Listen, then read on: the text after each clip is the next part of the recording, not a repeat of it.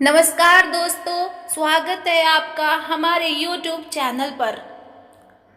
किसी गांव में एक साहूकार था और उसका एक बेटा व बहू भी थे। बहू कार्तिक माह में रोज सवेरे उठकर गंगा स्नान के लिए जाती थी। सुबह जल्दी जाते समय वह किसी भी पुराने पुरुष का मुंह नहीं देखती थी। एक राजा का बेटा भी सुबह सवेरे स्नान गंगा के लिए जाता था। वह हैरान होता कि मैं इतना जल्दी उठता हूँ स्नान के लिए, लेकिन कोई तो है जो मुझसे भी जल्दी उठकर नहा लेता है।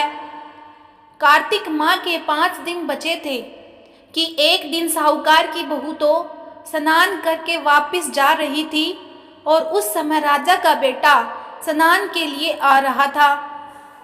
आवाज सुनकर वह जल्दी जल्दी जाने लगी, लेकिन जल्दबाजी में उसकी माला मोजड़ी छूट गई।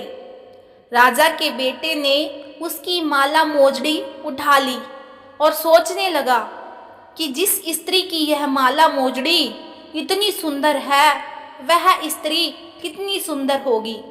उसने पूरे गांव में मुनादी करवा दी कि जिसकी तह माला मोजड़ी है वह 5 रात मेरे पास आएगी।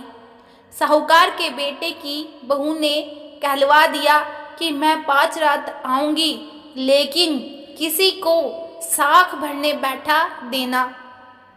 राजा के बेटे ने एक तोते को पिंजरे में बंद कर गंगा किनारे पेड़ पर टांग दिया। बहू सुबह के समय आई, पहली पैड़ी पर पैर रखा और बोली, हे कार्तिक के ठाकुर राई दामोदर, 5 पांडु छठे नारायण बिखम राजा, उस पापी की नींद आ जाए। राजा के बेटे को नींद आ गई। बहू नहा धोकर चलने लगी तो तोते से बोली, सुआ सुआ तेरे गल डालूंगी हीरा, मेरी साख भरियो वीरा। सुआ बोली कि कोई वीर भी साख भरता है क्या?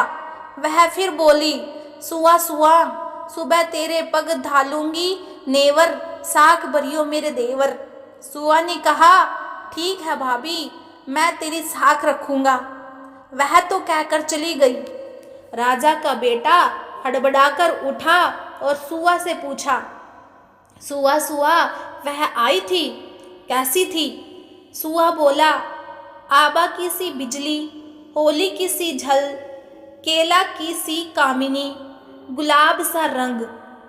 अगले दिन राजा के बेटे ने सोचा कि आज मैं अपनी अंगुली में चीरा लगाऊंगा, इससे मुझे नींद नहीं आएगी।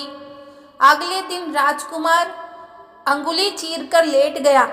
वह आई और भगवान से उसी तरह प्रार्थना करने लगी और राजकुमार को फिर नींद आ गई। वह स्नान करके फिर से वापस चली गई। सुबह राजकुमार ने तोते से फिर पूछा तो उसने वही सारी बातें दोहरा दी। अब राजकुमार बोला कि मैं आज रात में आँखों में मिर्ची डालकर बैठूंगा। रात में वह मिर्ची डालकर बैठ गया। बहू फिर आई और प्रार्थना की कि जिससे उसे फिर से नींद आ गई। राजकुमार ने तोते से बहू के आने की बात पूछी, उसने फिर बता दी। राजकुमार अब फिर सोचने लगा कि आज मैं बिना बिस्तरे के ही बैठूंगा और रात को बिना बिस्तरे के बैठ गया। जब वह स्नान करने आई तो उसने फिर से भगवान से प्रार्थना की और राजकुमार को फिर से नींद आ गई। जब वह नहाकर जाने लगी तो आंख बंद करके चली गई। राजकुमार जब उठा तो वह जा चुकी थी। राजकुमार फिर सोच में पड़ गया और सोचने लगा कि आज मैं अंगीठी जलाकर बैठूंगा, जिससे नींद नहीं आएगी। फिर वह रात को अंगीठी रखकर बैठ गया। साहूकार की बहू आई और वह भगवान से प्रार्थना करने लगी कि आपने 4 रातें तो निकाल ली, अब यह रात और निकाल दो। भगवान ने उसकी बात रख ली और राजकुमार को नींद आ गई। जब वह नहाकर जाने लगी तो तोते से बोली कि इस पापी को कह देना कि 5 रातें पूरी हो चुकी है। वह मेरे मोतियों की माला मेरे घर भिजवा दे। सुबह राजकुमार की आंख खुली तो उसने तोते से पूछा कि क्या वह आई थी। तोते ने कहा, हाँ वह आई थी और उसने अपनी माला मंगवाई है। यह सुन राजकुमार सोचने लगा, वह तो सच्ची थी, तभी तो भगवान ने भी उसका सत रखा। कुछ समय के बाद राजकुमार को कोढ़ हो गया। राजा ने ब्राह्मण को बुलाकर पूछा कि मेरे बेटे का शरीर क्यों जल रहा है। ब्राह्मण ने विस्तार से सारी बात राजा को बताई कि इसने क्या किया था।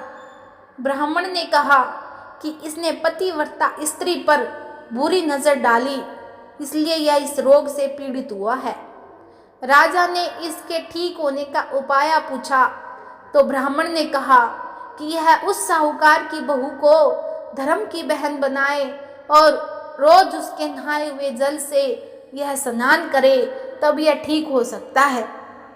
राजा साहूकार की बहू की माला लेकर साहूकार के घर गया और बोला कि यह माला आपकी पुत्रवधू की है, इसे ले लो और आपकी बहू के नहाए हुए जल से मेरे बेटे को नहला दो।